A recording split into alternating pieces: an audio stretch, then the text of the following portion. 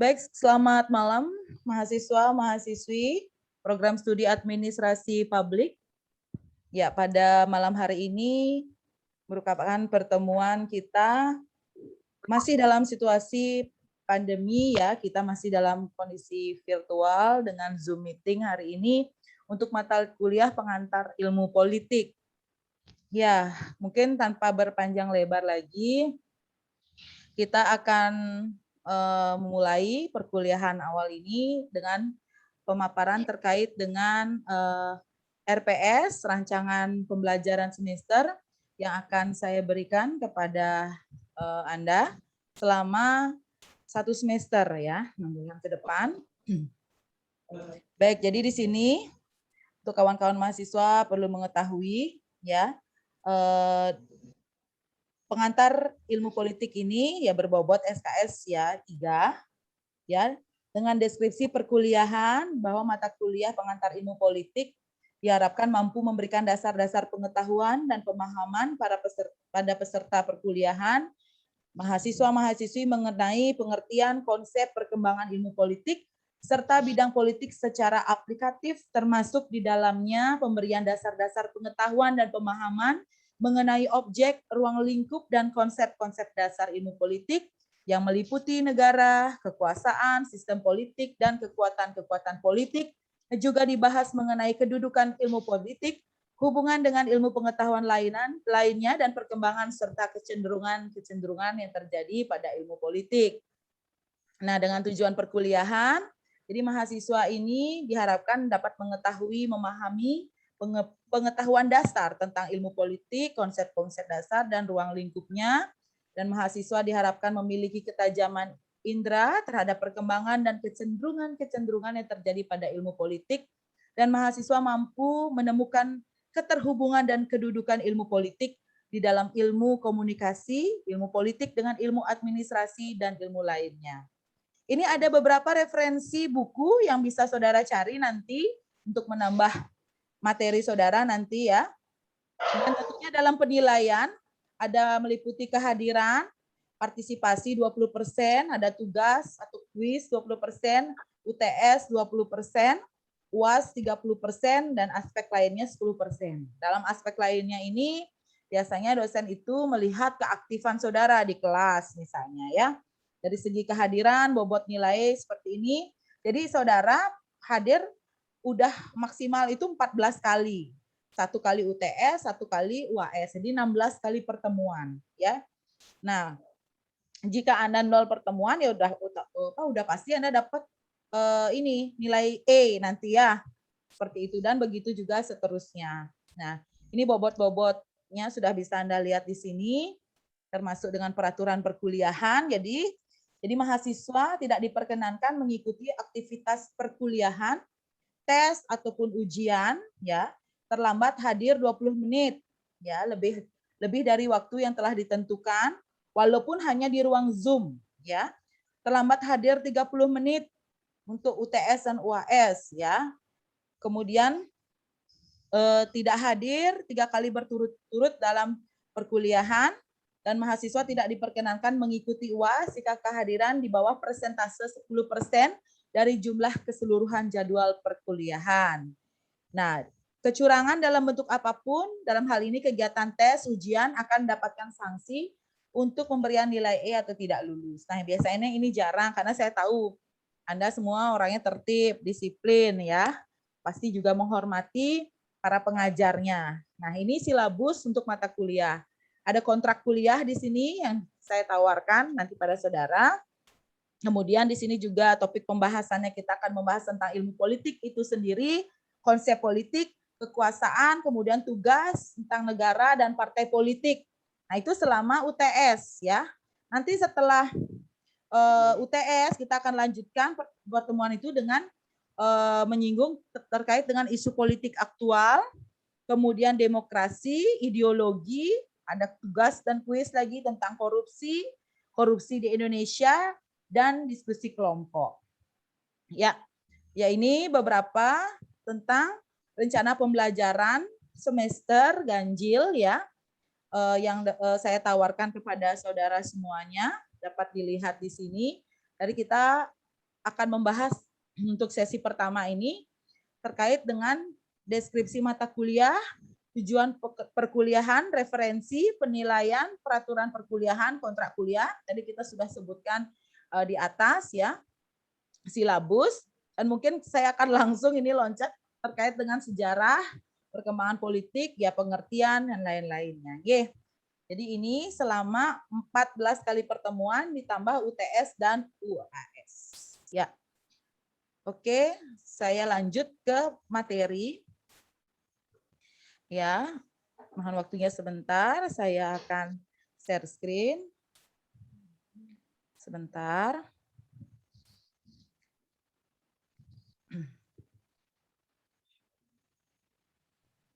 Oke ya, saya izin share screen.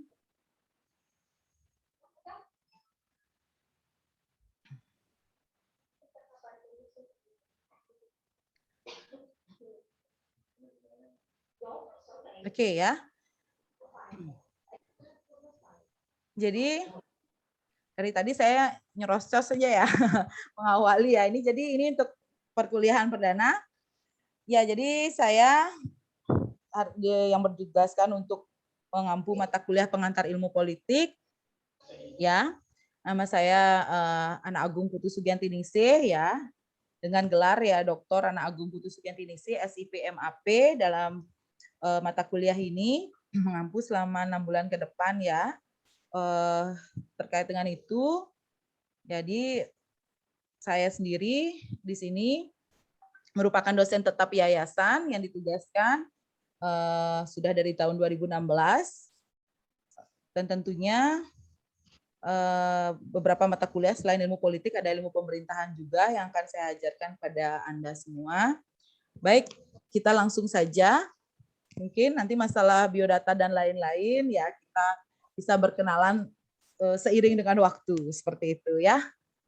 Baik, kita tadi sudah mendengarkan bersama tentang runtutan dari RPS ya. Bidang ilmu politiknya. Jadi teori politik itu terbagi menjadi teori politik dan sejarah perkembangan ide-ide politik. Kita juga mengetahui tentang lembaga-lembaga politik yang terkait dengan undang-undang dasar, pemerintah nasional, pemerintah daerah dan lokal, fungsi ekonomi dan sosial pemerintahan, perbandingan lembaga politik.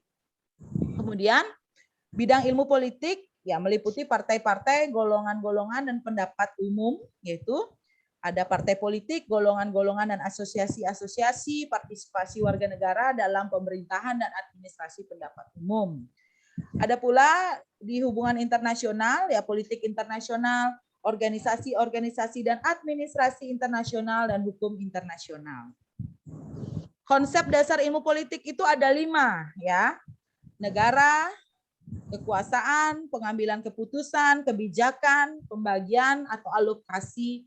Yang dimaksud dalam hal ini adalah wilayah, ya.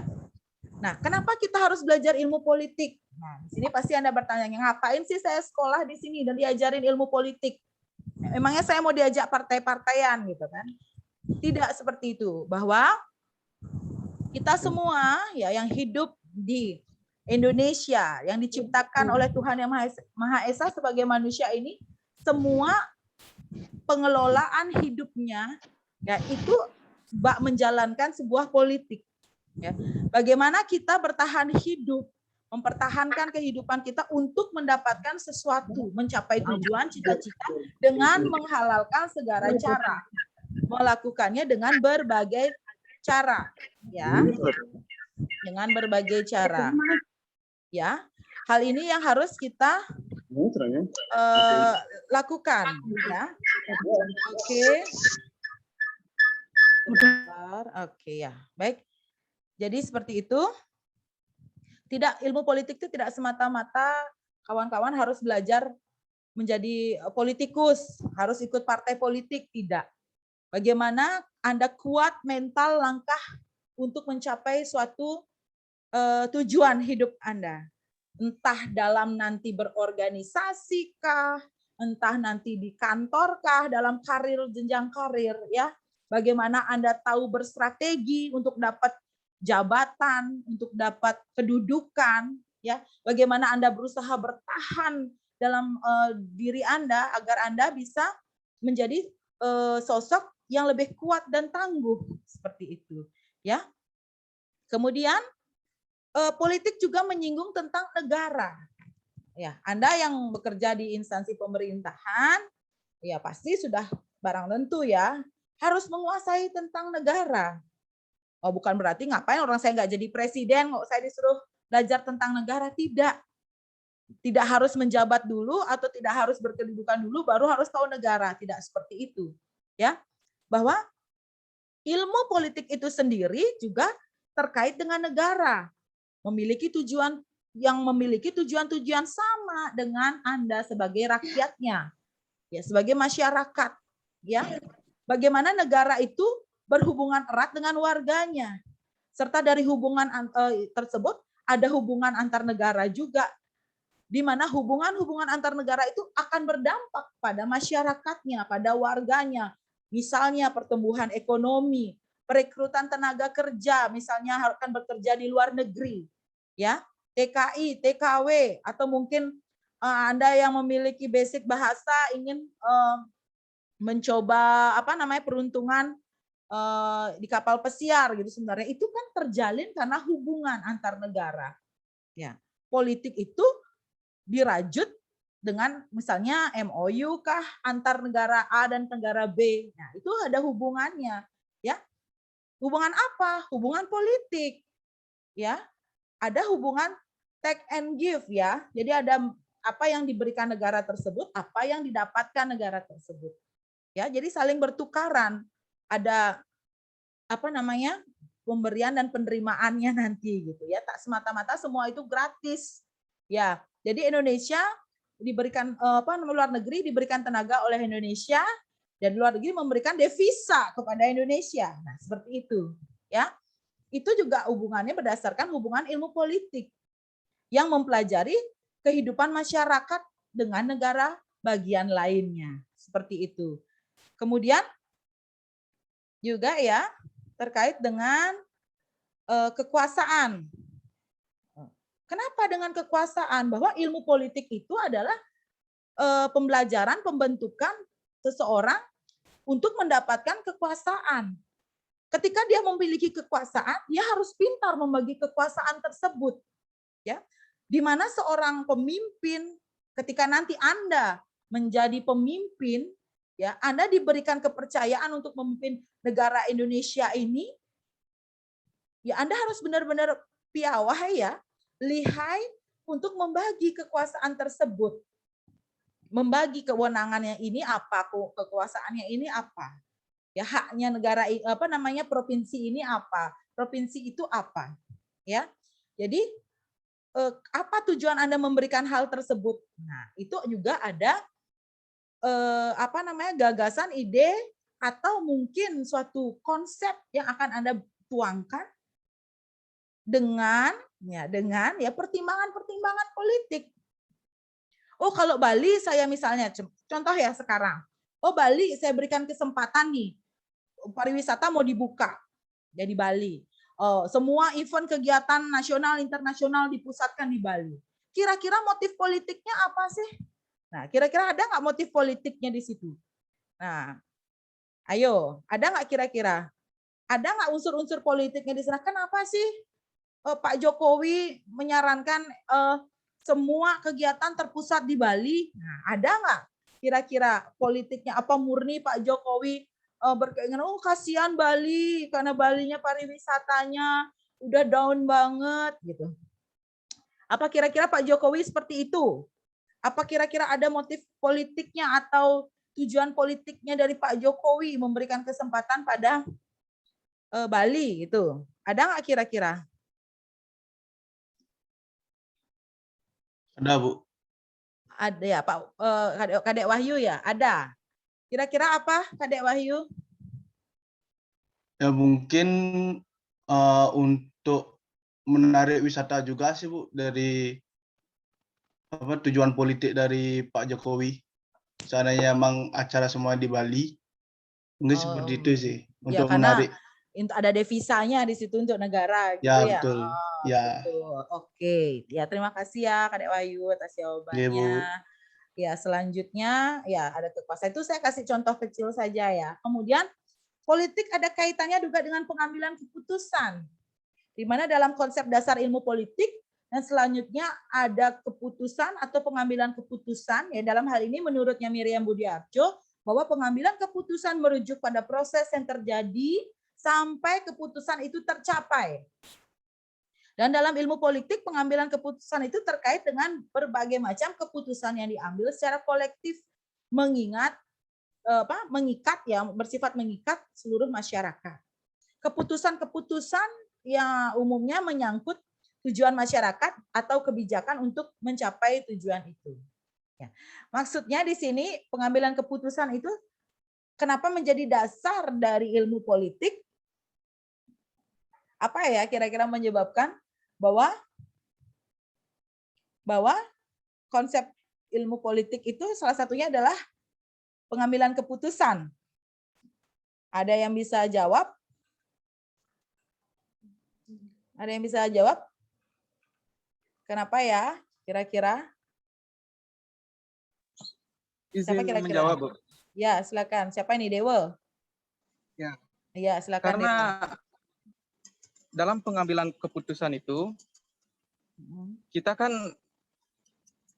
pengambilannya itu tidak bisa sendiri. Ya. Tapi dengan musyawarah, Bu. Sedangkan musyawarah itu terkait dengan ilmu politik. Kalau menurut saya itu, Bu.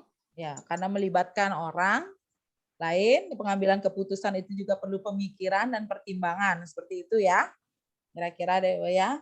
Ya, jadi pengambilan keputusan itu memang sangat erat dengan politik. Karena apa? Itu punya tujuan. Kalau saya ngambil pilihan A, saya akan bagaimana?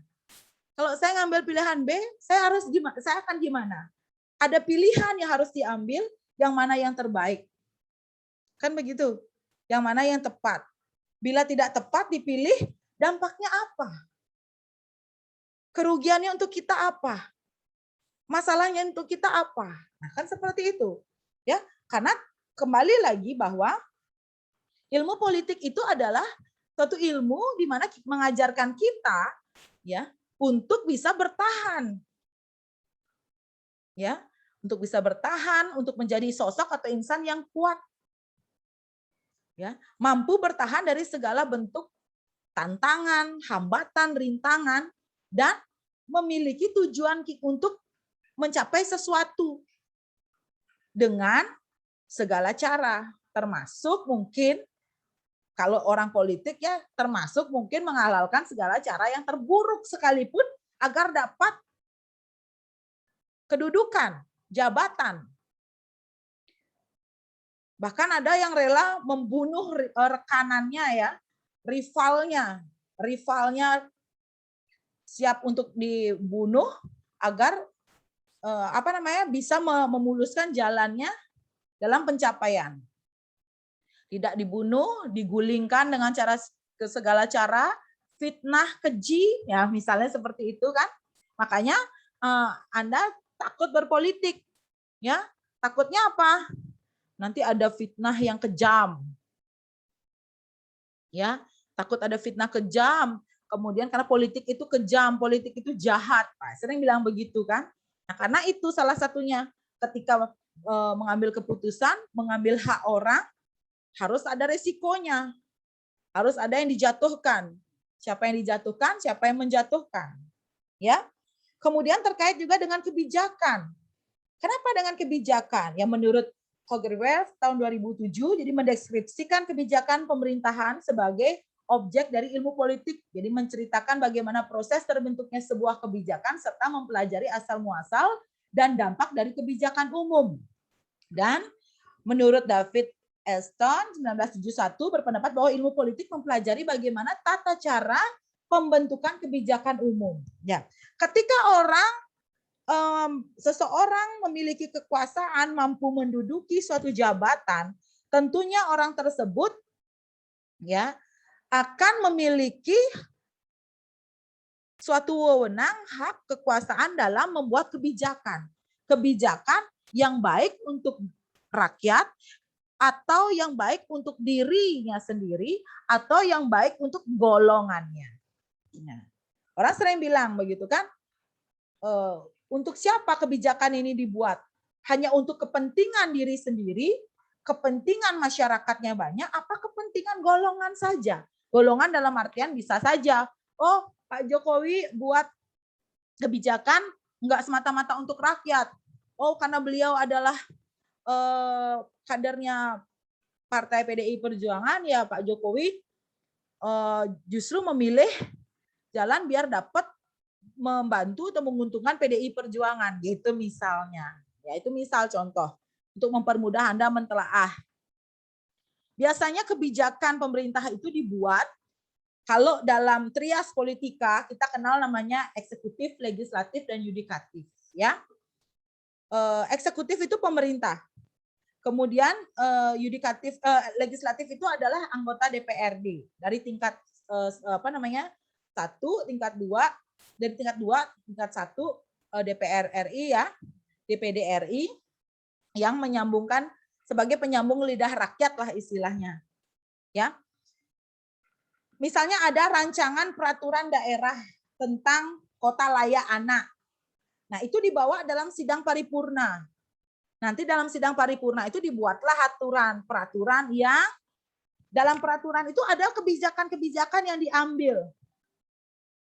Apabila terjadi pelecehan terhadap anak usia ini, maka apa yang terjadi? Apa yang dilakukan? Nah, gitu. Ada kebijakan-kebijakan yang menguntungkan atau merugikan. Entah orang yang melakukan itu atau bagaimana, ya. Nah, kemudian menariknya adalah alokasi. Jadi di sini politik adalah masalah siapa yang mendapatkan apa, kapan, dan bagaimana. Dan politik itu, sistem politik adalah keseluruhan dari interaksi-interaksi yang mengatur pembagian nilai-nilai secara autoritatif. Berdasarkan kewenangan untuk dan atas nama masyarakat. Ya, dalam hal ini, alokasi itu gini, ketika kita mendapatkan kekuasaan, jadi contoh ya, saya ambil contoh dari alokasi itu sendiri.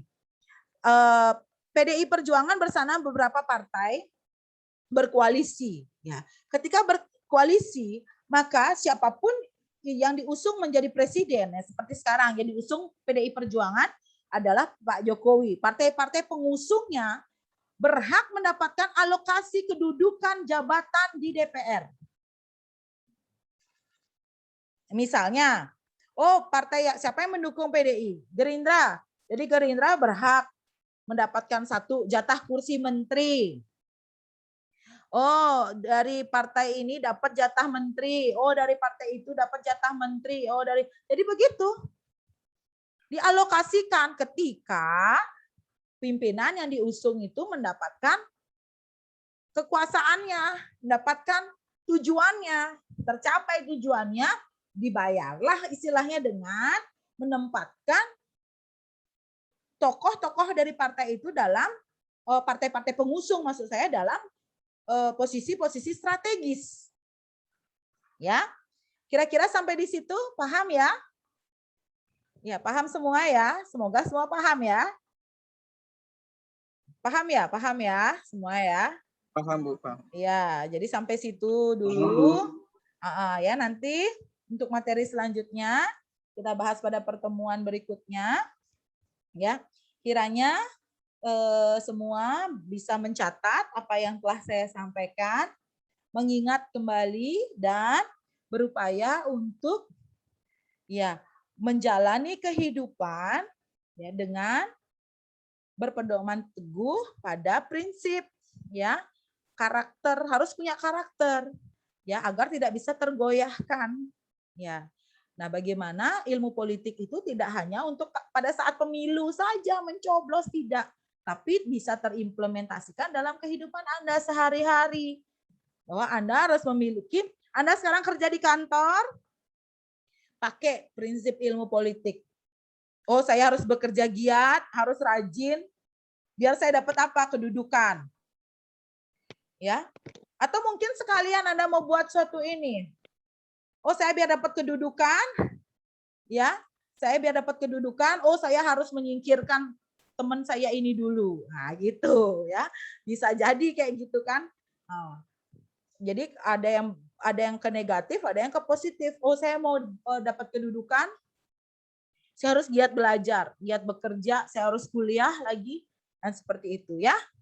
Baik, itu dari saya ya. Terima kasih sekali atas waktu kehadiran Anda pada pertemuan kali ini ya. Minggu depan kita lanjutkan kembali. Selamat malam. Oke, sampai jumpa lagi. Terima kasih atas waktunya. Saya tutup ya.